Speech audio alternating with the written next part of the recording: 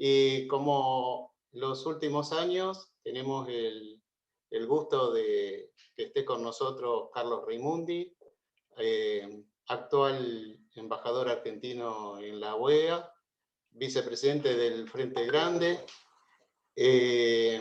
Bueno, el tema de hoy es geopolítica y vacunas, un tema por lo demás interesante y acuciante. Les voy a comentar la dinámica, que es como que ustedes puedan escribir comentarios o preguntas en el chat y las vamos leyendo y así después propiciamos un intercambio. Bueno, Carlos, cuando quieras, y desde ya muchas gracias por la generosidad de siempre. Desmuteate. Ahí está. Bueno, muchísimas gracias. Buenas tardes y un gusto poder estar conectado con ustedes, aunque sea a la distancia, y ver caras, imágenes de personas que quiero tanto, a pesar de estar un poquito lejos. Pero igual todo el tiempo recibiendo mensajes, perspectivas, trato de estar muy comunicado, y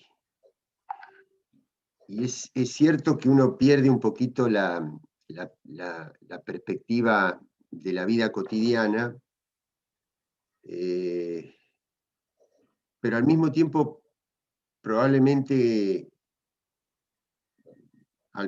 tenga una perspectiva donde se combinan los mensajes que recibo de Argentina con una mirada un poquito distinta, que es la que uno tiene cuando está en contacto con muchas realidades de distintos países y está en otra geografía.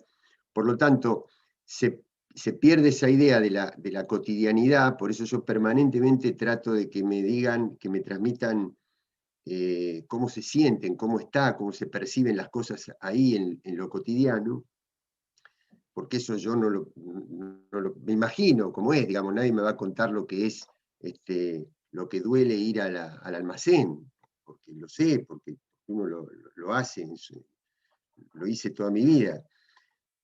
Pero no es lo mismo estar fuera que estar en Argentina.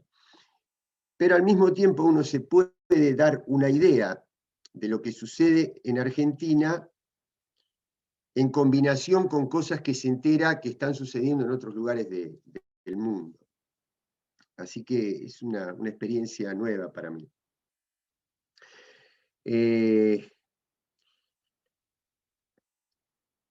Miren, muchos de ustedes me conocen, saben que yo en general no tengo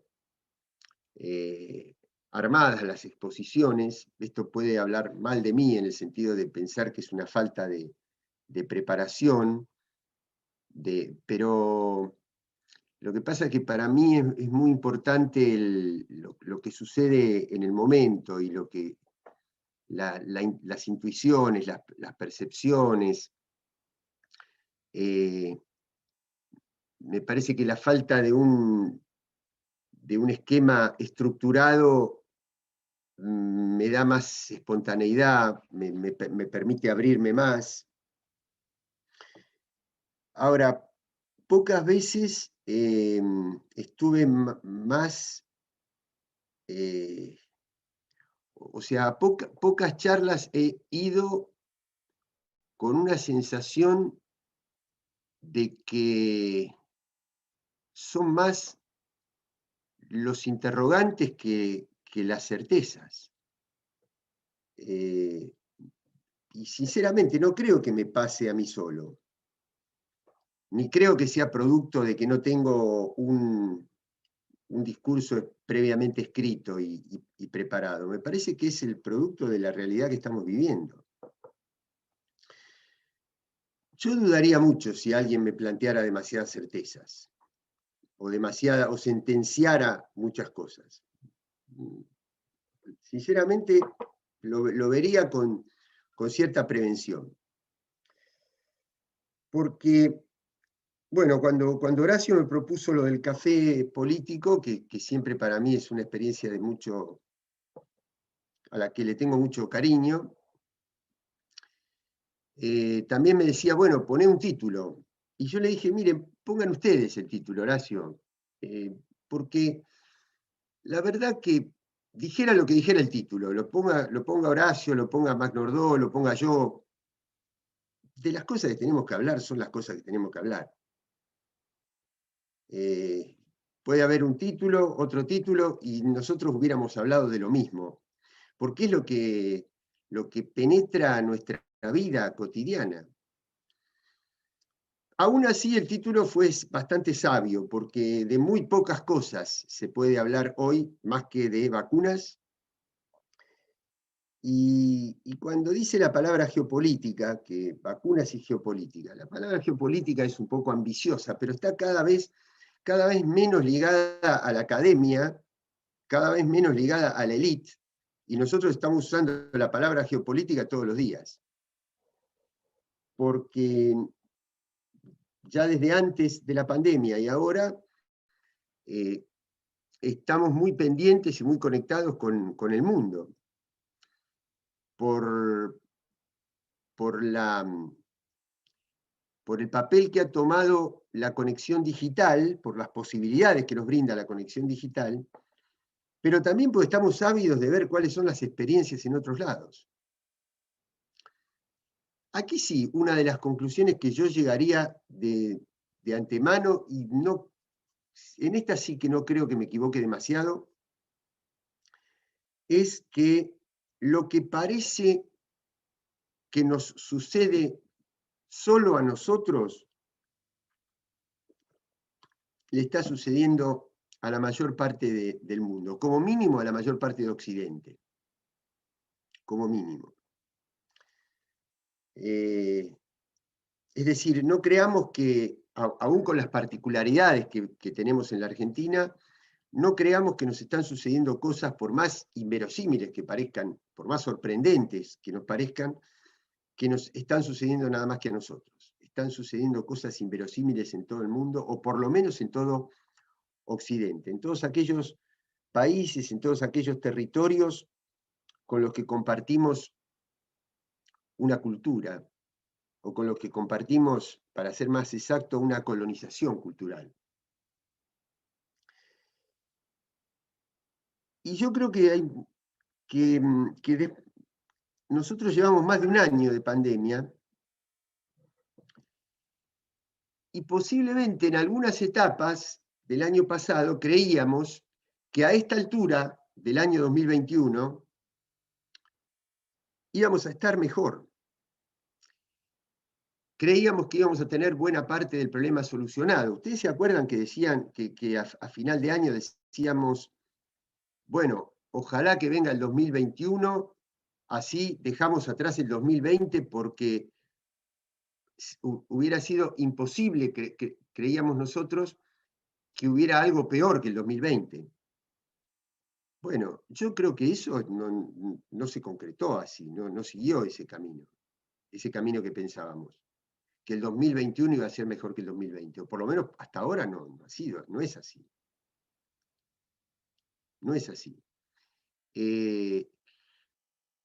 Porque no tenemos certeza de cuál va a ser el tiempo en el cual se va a agotar esto, en el cual lo vamos a superar. Aún cuando tengamos vacunas, es tal la dinámica que ha tomado este proceso, con la aparición de cepas nuevas, de cepas más contagiosas, de variantes, que tampoco sabemos si las vacunas con las que contamos van a ser eficaces para las nuevas posibilidades que se abran. Y porque además y fundamentalmente no veo que la humanidad, y fundamentalmente sus líderes, hayan planteado las cosas, hayan planteado los cambios necesarios con la intensidad, con la fortaleza, con la decisión, con el coraje que se necesitaba. quiero decir con esto que esta es una conversación entre amigos, no se controlan los presentes, puede haber alguien que pueda malversar lo que yo diga, pero yo estoy hablando en una conversación donde no es un foro institucional, no represento al Estado y por lo tanto lo que diga solo me compromete a mí y no al Estado argentino. Pero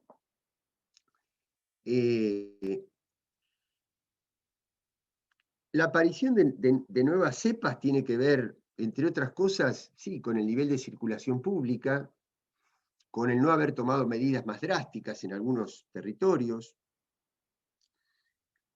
pero también porque continuamos en el nivel de sobreexplotación de la naturaleza en función de una tasa de ganancia de un sistema productivo que no ha cambiado en lo más mínimo. Es decir, era la causa principal, era lo que tendríamos que haber atendido más rápidamente y es a lo que no se le prestó ninguna atención. Es decir, el maltrato producto y las emisiones tóxicas producto de las mega granjas de explotación animal para sostener una cadena monopólica y concentrada para sostener un estándar en el tipo de alimentación mundial no ha cambiado. Los niveles de deforestación y de sobreexplotación de las reservas de agua con las consecuencias climáticas, eso no ha cambiado. Y eso genera la aceleración de las catástrofes naturales. Las catástrofes naturales incrementan la miseria, el desamparo, la promiscuidad en la que queda y la vulnerabilidad en la que quedan las poblaciones afectadas por esas catástrofes, y eso alimenta la aparición de nuevas cepas, de este virus o de otro. Por lo tanto, ¿a qué me refería con la incertidumbre? A que, aun cuando seamos eficaces en el control de un virus, lo que no pudimos controlar son las causas estructurales por las cuales se producen los virus. Entonces puede suceder que aplaquemos la virulencia de esta etapa, pero que queden pendientes otras que se van a ir abriendo y sobre las cuales tampoco tendremos respuesta hasta tanto no se ataque a las causas estructurales. Esto implica que está omnipresente la cuestión del cambio climático. Y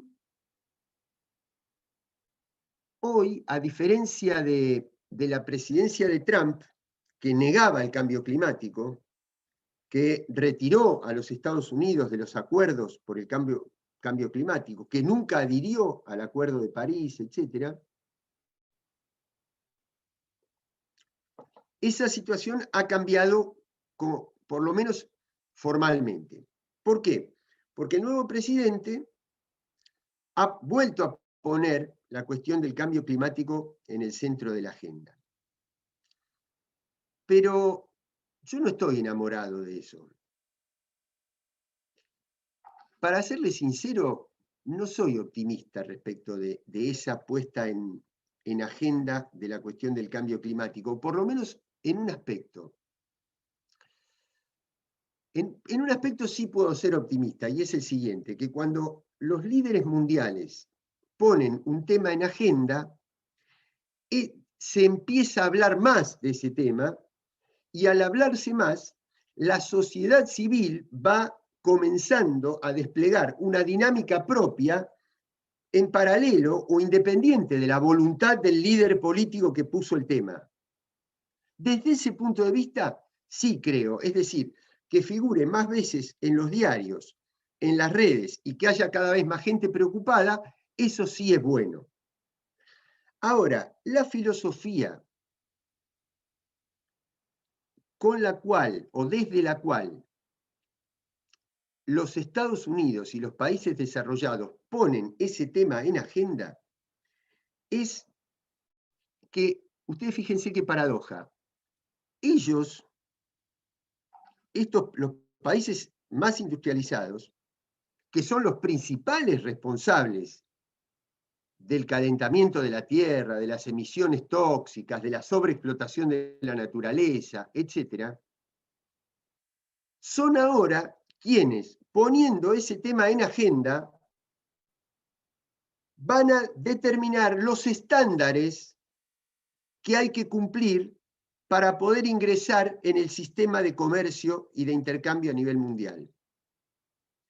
Y los países que no podamos lograr esos estándares, no vamos a poder acceder a esa estructura del comercio y del intercambio mundial.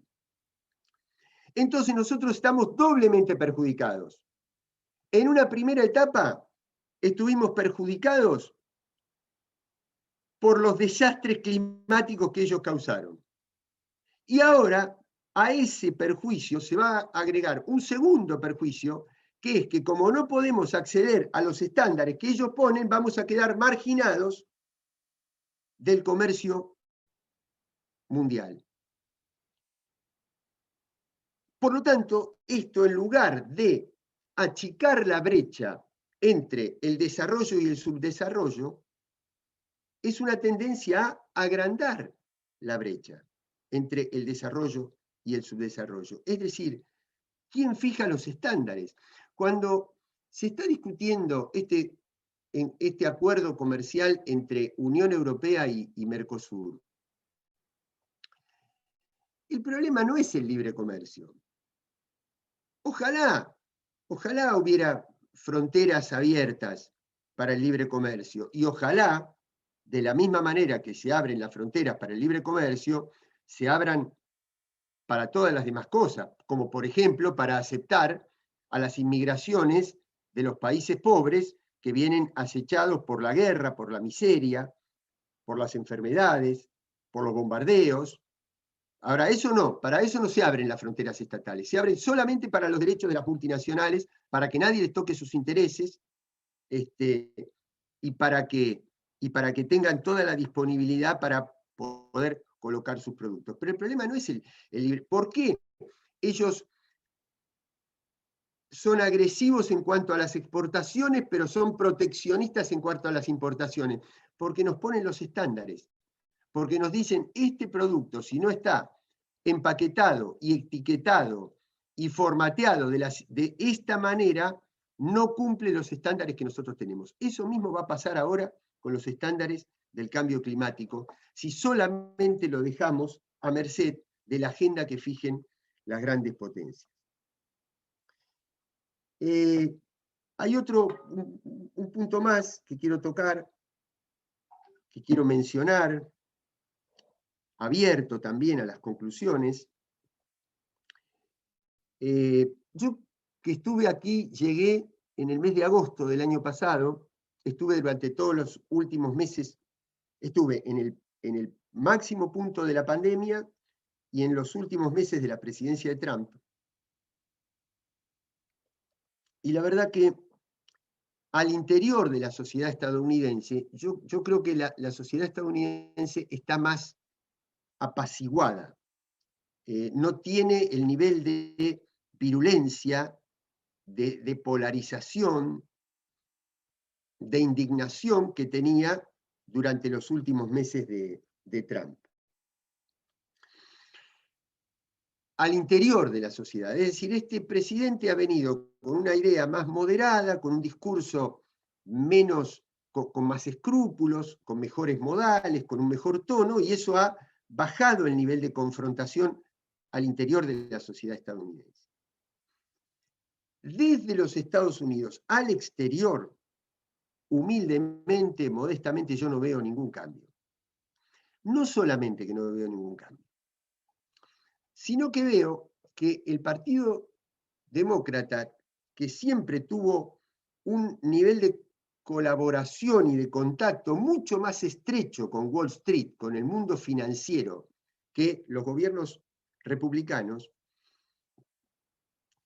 pero que al mismo tiempo ese mundo financiero con origen en los Estados Unidos está muy afectado por la prepotencia, por la preponderancia que tiene la expansión de China en el comercio y en toda la actividad económica, en las inversiones, etcétera, a nivel mundial, que necesita reaccionar frente a eso. Y yo veo que la tensión que se está causando desde el punto de vista militar con Ucrania, con Medio Oriente, y esperemos que no suceda con América Latina, pero tengo mis dudas, es una herramienta que la nueva estructura gobernante tiene de sostener alta la actividad del mundo financiero, sostenida no ya en la exportación o en la expansión de otro tipo de empresas, sino en el complejo militar industrial. Y cuando la estructura financiera de una potencia se basa en la expansión del complejo militar industrial, eso, digo, ¿cuál es la fuente de riqueza de una empresa de alimentos? Que la gente consuma los alimentos. Cuando se trata del complejo militar industrial, la riqueza es que el mundo consuma armas. Y ese es otro peligro que veo desde el punto de vista geopolítico. La otra cuestión es la enorme, ustedes fíjense que ha bajado la cotización de los grandes conglomerados industriales más tradicionales, léase la industria de la aviación, la industria naviera, la industria del turismo, fundada en los combustibles tradicionales, por lo tanto ha habido una caída. Y sin embargo, las grandes bolsas financieras no han caído en la misma medida que cayó la actividad industrial. ¿Qué es lo que compensó que no cayeran las bolsas al mismo nivel que la actividad industrial? El margen de ganancia de los grandes servidores de la tecnología digital, que son los que proveyeron al teletrabajo, a la teleeducación, al comercio a distancia y a que nosotros podamos hacer esta reunión esta tarde. Y a que los nietos que no veían a los abuelos puedan ver a los abuelos, aunque sea a través de un Zoom y de la tecnología digital. Ahora, cuando hay empresas que han generado semejante nivel de mega ganancias a partir de una tragedia de toda la humanidad, yo digo, ¿no tiene legitimidad la política para intervenir sobre eso y ponerle los impuestos que corresponde a una mega ganancia que además de ser una mega ganancia, está justificada sobre la base de una tragedia del género humano? ¿Y dónde está esa fortaleza de la política para intervenir en el mundo de la tasa de ganancia de los grandes servidores? ¿Y dónde está la fortaleza de la política para intervenir en que sobre la base de una tragedia de la cual no pudo escapar ni un solo ser humano de todo el planeta, no hayamos sido capaces de decirle a los laboratorios que tenían que eliminar el requisito de la propiedad intelectual para poder proveer de vacunas a toda la humanidad? Entonces, termino con lo siguiente. Si hay algo que sí me da un horizonte, es que hemos accedido a experiencias internacionales, y entre ellas a los valores de culturas que siempre fueron lejanas para nosotros. No es casual que los países que mejor manejaron esta situación que está viviendo la humanidad son aquellos países que tenían un nivel de organización social, de disciplina social, de respeto a la autoridad, de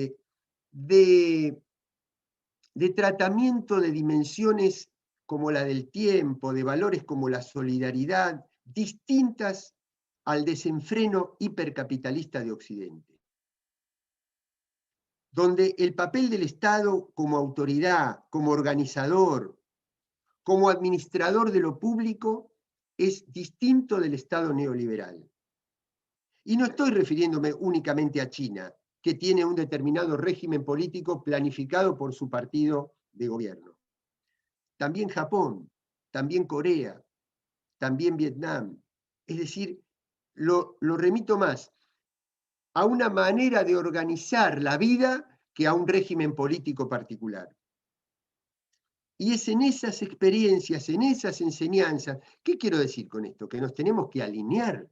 No. ¿Que tenemos que ser iguales? No. Digo que tomemos que hay modelos que combinan los parámetros lógicos y éticos para organizar la sociedad que son distintos a lo que nos impone el desenfreno hipercapitalista del Occidente neoliberal. Que los tengamos en cuenta, que los miremos, porque más que nunca hacen falta salidas humanistas. Miren, ¿por qué? Porque lo que tenemos al acecho es tremendo. Yo no descarto, yo creo que hasta ahora es minoritario, que no estamos en la antesala de determinados parámetros culturales en las sociedades de Occidente como si fuera mediados de la década del 30 que se preparaba para la guerra. Por el nacimiento y el crecimiento del fascismo. Pero hay algunos datos que son muy preocupantes. Perdónenme, por ahí digo un disparate, pero yo les digo mi experiencia personal. Cuando yo me entero hace 4 o 5 días del proyecto de los 12 equipos de fútbol más poderosos de Europa para independizarse de las ligas de masas y poder hacer un torneo de elite, para mí es una muestra de esto que les estaba diciendo. Es cómo el perfeccionamiento de la especie se trasladaba a un universo tan importante como el del fútbol. Es decir, las distintas actividades humanas reservadas a los que son perfectos. Y a los que al ser perfectos se juntan solo con los perfectos y convierten al fútbol en una cuestión de élite. Si nosotros trasladamos esto a otras disciplinas donde también se están gestando este tipo de culturas, el turismo de 7 estrellas, los niveles de consumo, la posibilidad de acceder a los medicamentos. Es decir, es una especie de la cultura del Nordelta llevada al fútbol. ¿Qué es eso? Es, yo aquí voy a vivir preservado de las acechanzas del resto de la humanidad. ¿Por qué? Porque tengo mis propias murallas, porque tengo mi propio sistema de seguridad, porque mando mis hijos a mis propias escuelas, y eso es convertir al mundo, separarlo, segregarlo en 2 mundos paralelos, el mundo de las masas y el mundo de las élites y de la perfección. Y la verdad que entre eso y el nazismo y las experiencias del perfeccionamiento de la raza humana del nazismo, hay un paso en términos históricos. Perdónenme si estoy planteando una cosa mucho más banal con un sentido trágico, pero es la sensación que me causó y quiero compartirla con ustedes. Entonces, ¿dónde está la salida, el horizonte de esperanza? En el humanismo, en la solidaridad, en otro tipo de valores, en otra manera de organizar la producción y en la fortaleza que tenga la política con su liderazgo ético y su liderazgo pedagógico para organizar al mundo desde otra perspectiva, cosa que lamentablemente no he visto. He visto voces, la verdad, más allá de todo lo que suceda en nuestro país y de todas las críticas que podemos hacer, los discursos de nuestro presidente van en este sentido. El planteo del Papa, a nivel internacional me refiero, los planteos del Papa van en este sentido, pero me parece que hace falta una convocatoria mucho más firme de los líderes mundiales. Termino con una cosa que me quedó en el tintero, pero que también se las quiero plantear porque está en el candelero, que es esto de que el nuevo presidente de Estados Unidos dice que va a hacer reingresar a los Estados Unidos al multilateralismo. ¿El multilateralismo qué es? Es la organización de distintos estados en organismos que fijen estándares que puedan de alguna manera marcar un camino a los estados miembros de esa organización multilateral. Vendría a ser una manera elogiable, encomiable, de ponerle límites a que los poderosos hagan lo que quieran. Eso es la teoría. Eso es la teoría. En la práctica, cuando hay un poder mundial muy preponderante como el de los grandes monopolios, ya sea de servidores digitales, de medios de comunicación, de redes sociales o de laboratorios que se guardan la vacuna para ellos, cuando hay algo tan potente, después esos factores de poder fáctico, es decir, multilateralismo sería la OMC, la Organización Mundial del Comercio, que es la que debería, si fuera por respetar la mayoría de los votos de los países, la que debería haber impuesto a los laboratorios que entreguen sus derechos de propiedad intelectual a las organizaciones multilaterales. Y no lo pudieron hacer. Quiere decir que el multilateralismo no es un fin en sí mismo. Lo que nosotros tenemos que luchar es por la multipolaridad, es decir, a que haya distintos polos de poder en el mundo, que puedan equilibrar, balancear con estos sectores tan poderosos que están avasallando a la humanidad. No, el multilateralismo es una herramienta que cuando hay un poder muy desproporcionado, con multilateralismo, inciden en el multilateralismo o ignoran el multilateralismo y se arreglan entre ellos. Pero es un instrumento. Lo importante, el contenido, el concepto es la multipolaridad y la estatalidad. Es decir, que haya un poder público que organice lo público y que no sean los monopolios, ni del fútbol, ni de las vacunas, ni de Google los que organicen la vida de la comunidad. Ahora, el desafío sigue siendo siempre el mismo. Volvemos al mismo y único punto de partida. Los valores, la ética y el liderazgo, el coraje y la fortaleza de la política. Si eso no actúa, no habremos aprendido prácticamente nada de esta pandemia y estaremos frente a una crisis civilizatoria que nos puso la oportunidad en la mano de cambiar paradigmas y nosotros nos entretuvimos jugando a los soldaditos. Bueno, perdónenme, muchísimas gracias. Disculpen la falta de conclusiones, pero es que, sinceramente, yo dudaría mucho si viniera alguien aquí o a cualquier conferencia y le dijera, yo tengo la solución. Es más bien un momento de plantearse los grandes interrogantes para definirnos juntos, que eso ya es emprender un camino distinto y un camino más democratizador. Gracias. Gracias, Carlos.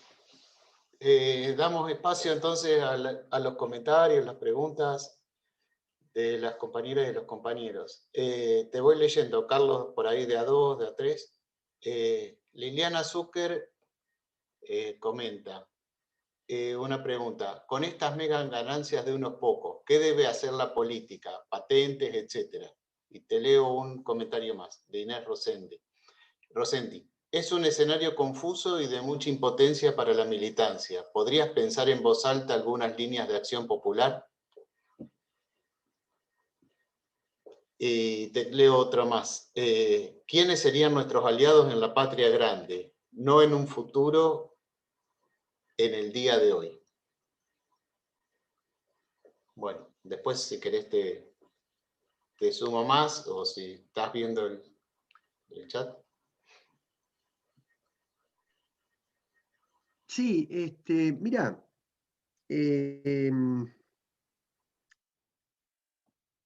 la situación, si puede ser, me parece interesante esta, es si puede ser América Latina, puede formar un polo de poder. Sí, claro, claro que puede. Ahí veo por ejemplo, una cosa promisoria, en Colombia, por ejemplo, se está armando un polo progresista.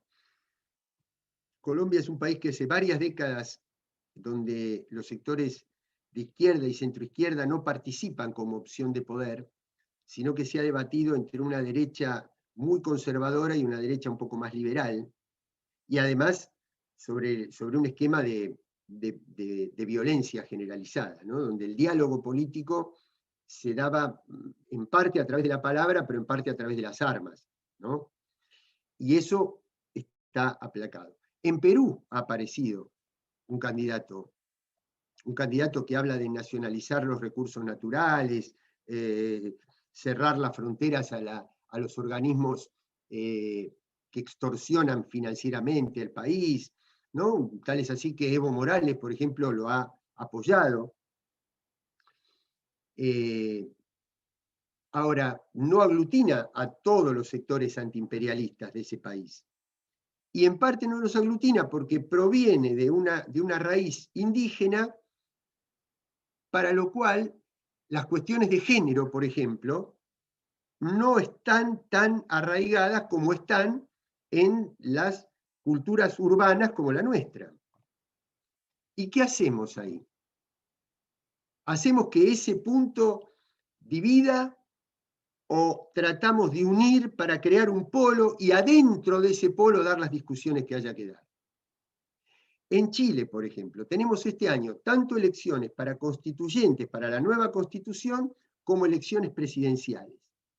Y los sectores populares no han logrado unidad tampoco, van en dos fuerzas distintas como mínimo.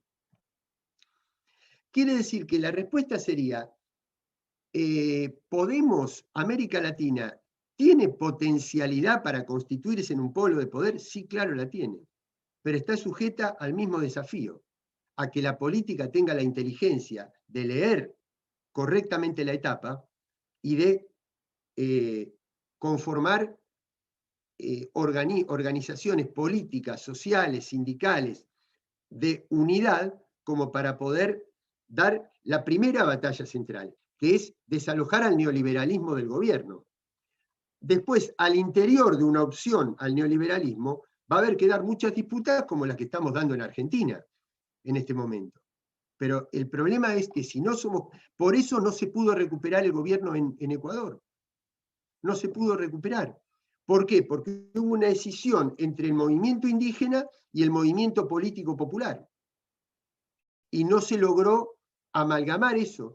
Entonces, este no es momento de partidos políticos.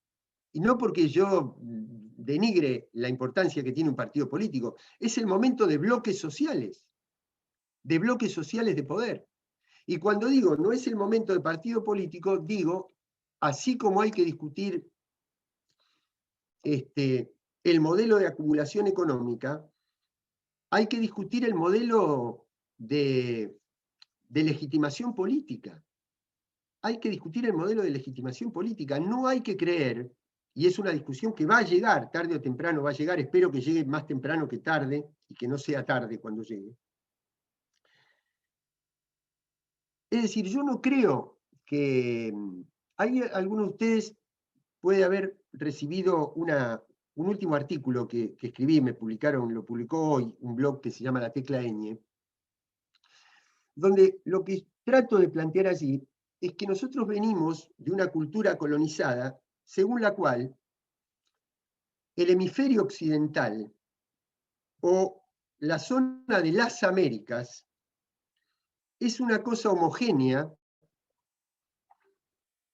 que en su momento le perteneció a un país porque estaba enfrentándose en la Guerra Fría contra la otra superpotencia, y que nosotros compartimos todos los valores. Bueno, yo creo que eso, creo que nunca fue así, pero creo que hubo momentos en los que estaba más justificado que fuera así. Pero ahora ya no. Porque es cierto que nosotros compartimos la cuestión de la libertad de reunión, las cuestiones de género, la no discriminación por la piel, por el sexo, por la religión, por el color de la piel, por el porte físico. Hay algunas instituciones de Occidente que están muy arraigadas a nosotros, pero hay otras que no. Nosotros no compartimos, por ejemplo, que la población civil tenga que tener armas. Nosotros no compartimos que bombardear territorios sea la mejor manera de resolver los conflictos que se han generado en esos territorios. Y así como eso, tantas otras cosas. Y entre otras cosas decíamos que hoy día hay países que están planteándole al mundo otra agenda, más colaborativa, y esos países no tienen una democracia fundada en pluralidad de partidos políticos. Por ejemplo, Cuba está fabricando la vacuna, tiene un sistema determinado de salud, y acaba de hacer un congreso, el Partido Comunista Cubano, que no se asemeja al sistema partidocrático liberal que tenemos nosotros. Pero yo personalmente y humildemente no lo tildo como menos democrático. Es otro tipo de democracia. Es otro tipo de organización política. Entonces, claro, algún libertario me va a decir, bueno, pero ellos controlan la Internet, por ejemplo, controlan los contenidos de tal cosa. ¿Y ustedes creen que en el sistema nuestro no se controla? ¿Ustedes creen que alguien puede venir a este país donde estoy yo en este momento, que es los Estados Unidos, y pedir un crédito si es que no le hicieron toda una radiografía de cuál es su comportamiento desde el primero al último paso que dio? Entonces, lo que estoy diciendo es que no hay sistema perfecto, no hay sistema que por sí solo resuelva todo, y que es necesario conectarnos con otro tipo de instituciones para construir sistemas más perfectibles y más accesibles a nuestras necesidades. Entonces, América Latina es potencialmente un polo de poder. Hay cosas para plantear, por ejemplo, la condonación de la deuda, por ejemplo, los impuestos a las grandes firmas, por ejemplo, que las patentes de propiedad intelectual no pueden ser más importantes que la salud de la población mundial. Quiere decir que hay líneas para dar esperanza, que América Latina puede ser uno de esos polos, pero que tiene que construir unidad. Y una vez que construyó unidad, tenemos que pensar en un sistema que sea más fuerte a la hora de resistir que por una operación de prensa nos puedan hacer perder una elección, y perdiendo una elección perdemos la posibilidad de quebrar un paradigma histórico. No sé si se entiende lo que estoy diciendo. Nosotros, para desendeudar la Argentina y para poderla es decir, el neoliberalismo la endeudó en 4 años, fue lo que duró el mandato, pero en 2 años ya la había desestructurado productivamente. Para reandar eso vamos a necesitar muchos años más.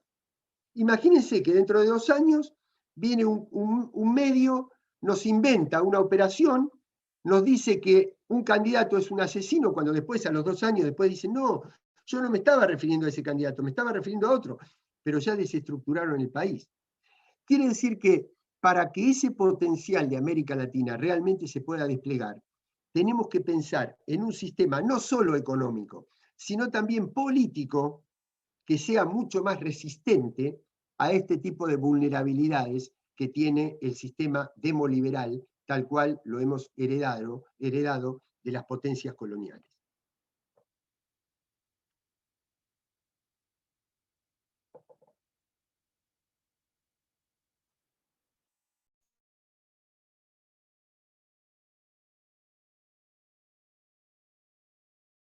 Te leo algunos comentarios.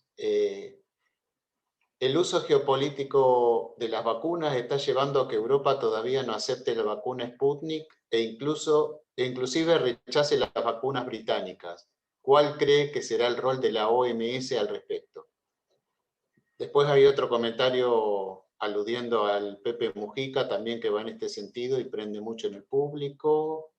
Ecuador, lo acabas de decir. Después otra pregunta en relación a cuáles son tus expectativas con respecto a las negociaciones con el FMI en el medio de la segunda ola, que se ve que va a ser mucho más virulenta que la del año pasado. Y por último, una pregunta. ¿Qué pensás, Carlos, sobre lo que dijo Longobardi sobre que la democracia no es compatible con estos niveles?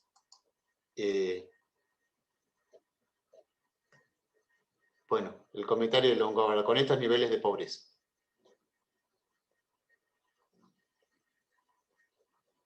Después seguir. Sí, dame un segundo, espera. Que quiero ver. Bueno, voy en orden. El uso de las vacunas.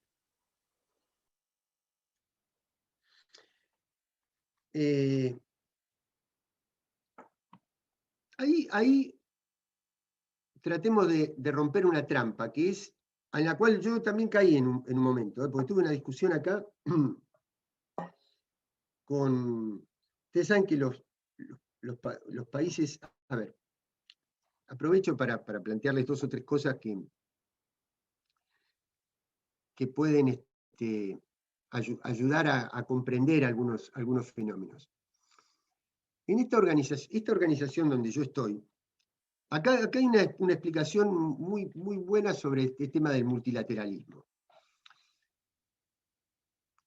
¿Qué puede ser más democrático desde una perspectiva demoliberal que una organización donde hay 34 países? Uno de esos 34 es la potencia más importante del mundo y otros son pequeñas islas del Caribe que tienen algunas de ellas menos de 100.000 habitantes, pero que han decidido ser estados soberanos. Y en esta organización, tanto el más poderoso como el más débil tiene un voto. Uno podría decir, estoy en la cuna de la democracia. El más débil y el más poderoso valen lo mismo. Resulta que de todos esos, ahora, por ejemplo, para tomar una determinación aquí hay que tener mayoría, son 34 estados, porque falta Cuba. Por lo tanto, hay que conseguir 17 votos más 1. Pero resulta que los países del Caribe son 14, dentro de los cuales están estos pequeños países que me han demostrado muchos de ellos que tienen una gran dignidad nacional, un gran espíritu de soberanía. Por algo se independizaron de sus colonias, no hace tanto tiempo. Ahora, estos países viven fundamentalmente del turismo. Ustedes imagínense cuál fue el ingreso de esos países durante el año 2020. 0. Pero además, tuvieron los 2 huracanes más fuertes de la historia del último siglo. Quiere decir que no solamente que no tuvieron ingresos, sino que tuvieron pérdidas catastróficas. En su momento, cuando existía un esquema de integración en América Latina, uno de los países de América Latina creó una empresa, uno de los grandes liderazgos de América Latina del siglo XXI, creó una empresa que se llamaba Petrocaribe y que de alguna manera les generó a estos países pequeños una perspectiva de desarrollo que los sacaba de la dependencia de los monopolios tradicionales. Pero el petróleo estaba a otro valor, había otro contexto, y por lo tanto hoy Petrocaribe no tiene la misma incidencia. Fíjense frente a este contexto que yo les decía, ¿de dónde pueden encontrar auxilio estos países? De determinados poderes económicos. Ahora, ese auxilio que algunos poderes económicos le pueden dar a esos países, van a condicionar su voto. Díganme dónde queda la democracia formal. No sé si se entendió el razonamiento. Yo tengo que ser muy prudente de que no esté un enviado de Román Lechmann infiltrado en esta conversación y mañana le muestre a alguna autoridad argentina alguna cosa inexacta, como ya han hecho en otros momentos, y sea una operación política. Si no, hablaría con el mismo, las mismas palabras que he hablado toda mi vida. Espero que me entiendan. Ahora, entonces, ¿qué pasó? ¿Qué pasó? No tenía, hay países de esta organización donde yo estoy, donde todavía no ingresó una vacuna. No 10 vacunas, no ingresó una. Y otros países tienen compradas vacunas para 5 veces su población. Bueno, esto es así, sí, tienen compradas vacunas para 5 veces su población, pero no tienen las vacunas. Tienen los contratos, porque tienen dinero, pero no tienen las vacunas. Las vacunas las tienen los laboratorios.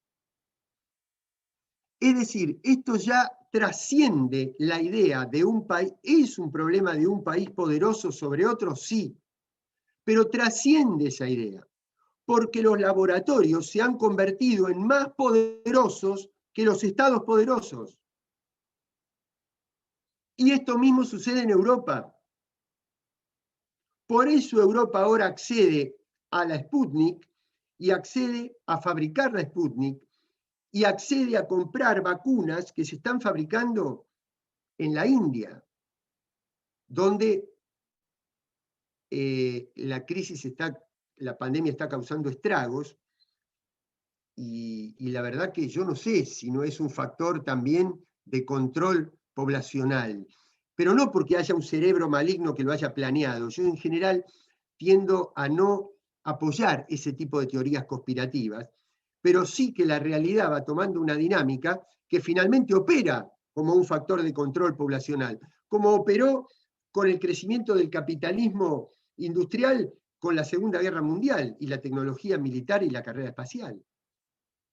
¿No? Es decir, a veces los fenómenos no es que se hayan planificado, pero una vez que suceden, entran en una dinámica donde cumplen ese objetivo de control de la población. Entonces, aquí hay una pelea, ya no entre unos estados y otros, sino en si es el Estado el que va a organizar y a ejercer la autoridad y la administración de lo público, o si son los conglomerados. Ese es el eje geopolítico que divide a la humanidad en este momento. Por eso cuando yo me refiero a China, no me refiero únicamente a China como país, sino a China como modelo estatal, como modelo de estatalidad, es decir, donde el Estado es el que planifica y donde hay que atender a que por qué será que hay un eje geopolítico que viene tan en ascenso frente a otro que viene tan en declinación y que está tratando de ver cómo ahora se reacomoda un poquito frente a esa pérdida de influencia que ha tenido. Segundo, lo del FMI. Bueno, lo del FMI es una incógnita, y no solo para mí. Es decir, yo creo que en este proceso de readecuación de las instituciones del capitalismo debido a la pérdida de terreno que vienen teniendo, se están tratando de repensar. Yo creo que esta conducción del FMI es diferente de la conducción anterior. Y además, con el tema de la pandemia, están pensando en reorientar determinadas políticas, como por ejemplo la condonación de la deuda financiera con algunos estados, que la Argentina está tratando de que se incluyan a los estados de desarrollo medio, no solamente de ingresos medios, no solamente a los estados más pobres, y con esta cuestión de los derechos especiales de giro, está tratando de otorgarle a los países una cantidad de dinero. Y además, ustedes saben que en el foro de Davos y en el Fondo Monetario y en los institutos, en el Banco Mundial, se está discutiendo una cosa que es el reseteo de la economía mundial, que eso podría ser positivo si se lo encara de determinada manera, o podría ser únicamente una herramienta de los capitales estadounidenses para ponerse, para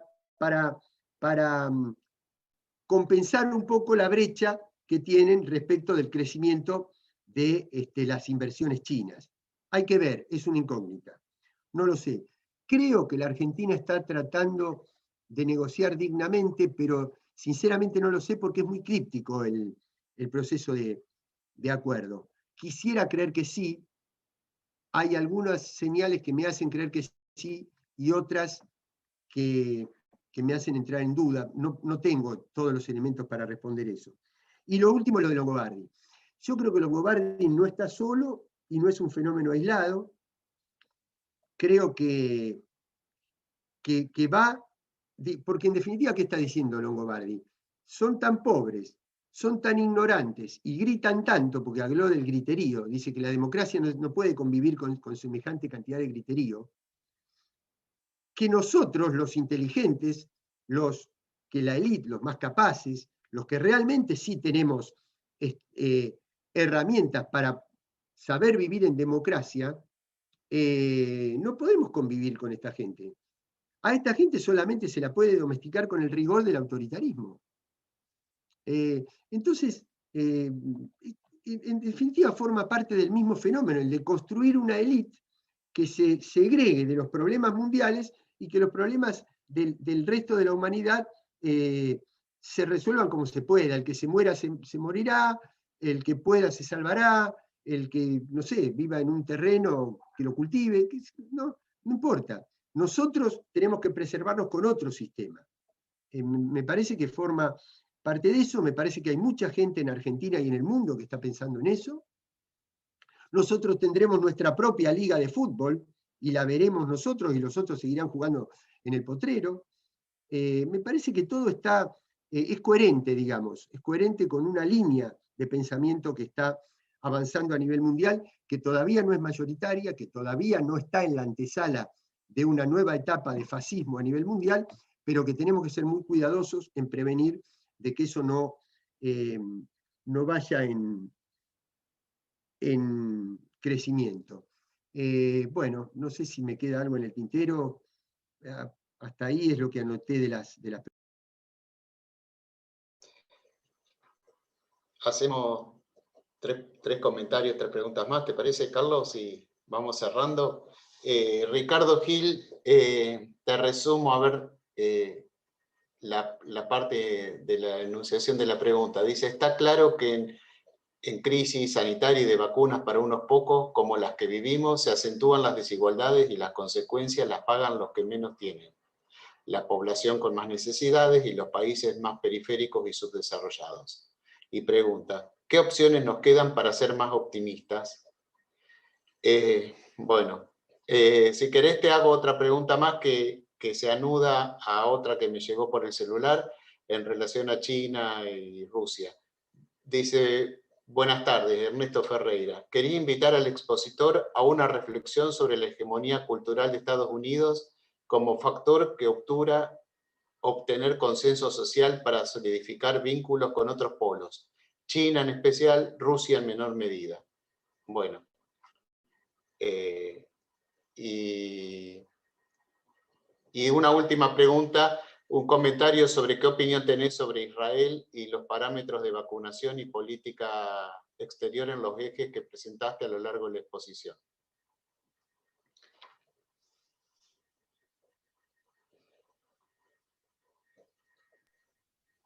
Mire, la verdad que creo más o menos haber ido manejando estos temas. No creo que haya sido la charla más feliz que he tenido. Estoy muy preocupado. No tengo las recetas. Y uno hasta puede entrar, está en la complejidad de la situación, que uno puede entrar en alguna contradicción, porque, a ver, que sería la siguiente.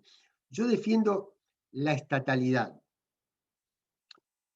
Pero ¿por qué defiendo la estatalidad? Porque ¿a qué me refiero con la estatalidad? Es que haya una autoridad que organice y administre lo público en nombre de la sociedad, y no que las sociedades se organicen en nombre de los intereses de un monopolio privado, que tiene intereses sectoriales, que no va a organizar en términos de bien común, sino que va a organizar en términos de su bien particular. Desde ese punto de vista. Ahora, la lucha central de la humanidad en este momento no es de unos estados contra otros. Y voy a tratar de decir por qué. Yo podría, por ejemplo, ponerme en contra de que Israel haya vacunado a la totalidad de su población y su pueblo viva más aliviado en este momento que lo que vivía hace un año. Y no, no estoy en contra de eso. No estoy en contra de eso. A lo sumo lo que estoy en contra es de que no hayan hecho fuerza para ver cómo ese progreso era patrimonio de la humanidad y no solamente de un país. Y tampoco culpo a un país en particular, porque yo a veces veo determinadas conductas en la Argentina, que si la Argentina tuviera un papel más preponderante en el mundo, me pregunto cómo sería si fuera gobernada por esas ideas. ¿Cómo sería la Argentina? ¿Sería un país democratizador de la comunidad internacional o sería también un país imperialista?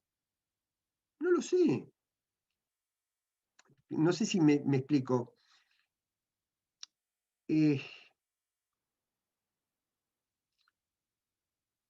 Miren, yo creo que nosotros tenemos que defender nuestros intereses en el río Paraná, que tenemos que conseguir una salida, que es el Canal Magdalena, que tiene que prescindir de ir que la riqueza vaya a otro país y demás. Ahora, eso no quiere decir que yo no tenga que pensar en que la Argentina es en parte responsable, junto con Brasil, de crear un modelo de desarrollo que incluya al Uruguay.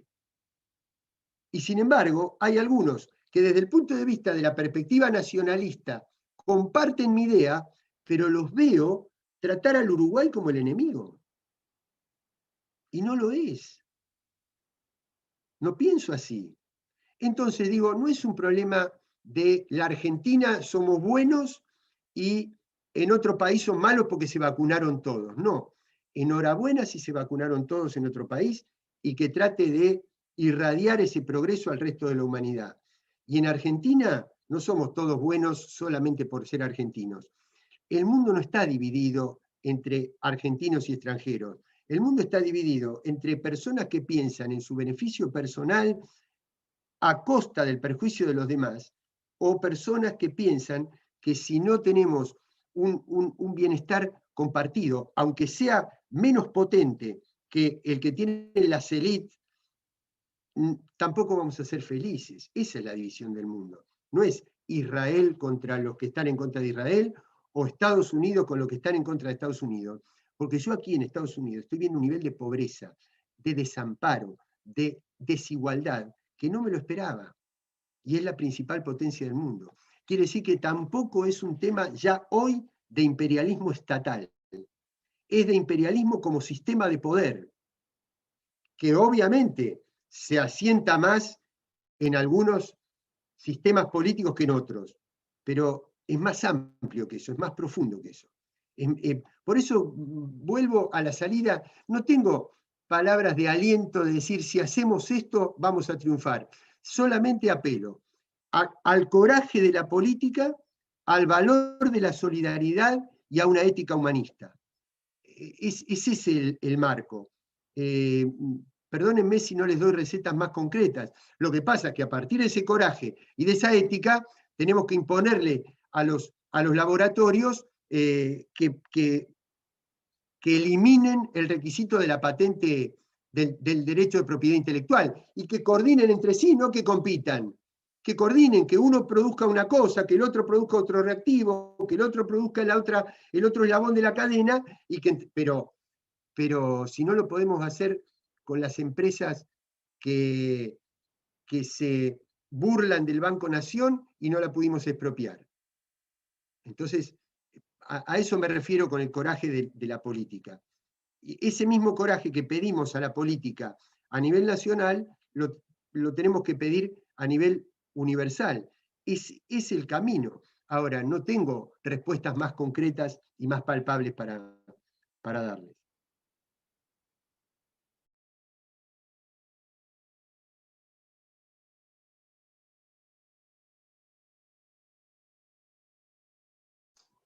Bueno, Carlos, vamos cerrando la actividad. Te agradecemos nuevamente por tu tiempo. Un gusto. Gracias a todos. El 29 de mayo vamos a tener a Edgardo Moca en el Café Político del Max Nordó. Y estén atentos a las redes sociales que las tienen en nuestras redes, así podemos comunicar y difundir las próximas actividades. Sí.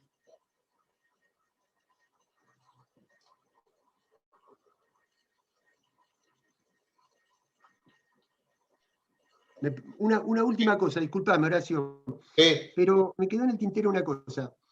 ¿Ustedes vieron por qué fracasó esto de las 12 clubes de Europa? Porque la gente salió a la calle, rodeó los estadios, se plantó y dijo, esto no es el camino. Y nosotros tenemos el problema en este momento histórico que no podemos salir a la calle. Es decir, si hay una salida, es la del pueblo movilizado, el pueblo enfervorizado detrás de un valor, detrás de una épica, detrás de una ética. Y lamentablemente no lo podemos expresar con la fuerza que tienen los pueblos en la calle. Ustedes fíjense que la esencia de la democracia, la esencia, la sustancia, el recurso último, el recurso más genuino, más originario de la democracia, ¿qué es? Es el gobierno del pueblo. ¿Qué significa? El pueblo es capaz de cambiar el curso de la historia. El 25 de mayo de 1810, esa parte del pueblo. El 17 de octubre de 1945, Perón le estaba diciendo desde Martín García a Evita, le manda una carta diciéndole, negrita o chinita me parece que le decía, nos vamos a comprar una chacrita en Chubut, nos vamos a vivir al sur porque yo ya todo lo que tenía que hacer lo hice. La historia iba para un lado y el pueblo salió a la calle y la puso para otro.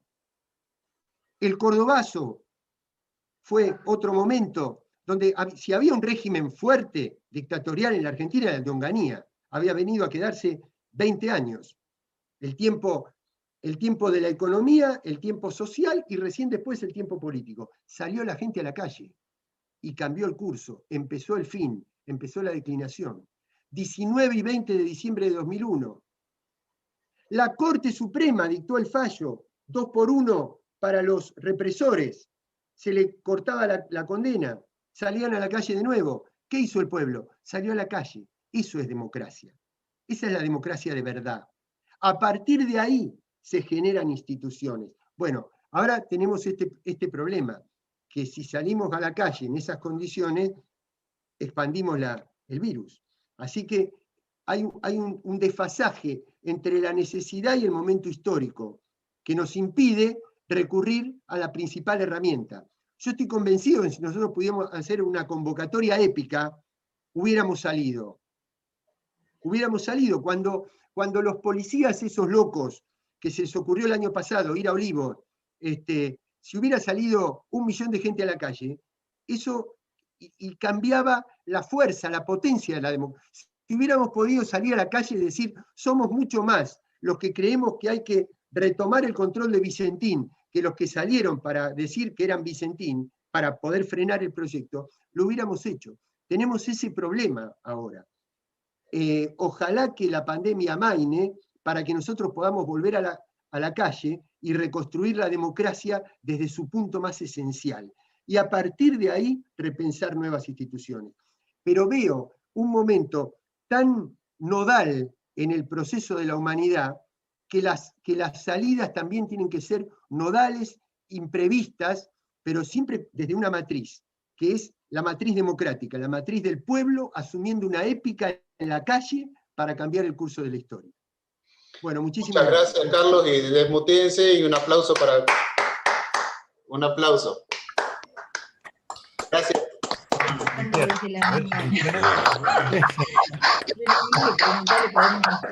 ¿Él también puede desmutearse? Muchas gracias, Muchas gracias, Carlos. Grande negro. Gracias, Carlos. Gracias por la actividad. Gracias a los organizadores. Gracias. Gracias. A ustedes por participar. Gracias a todos. Bueno. Sí.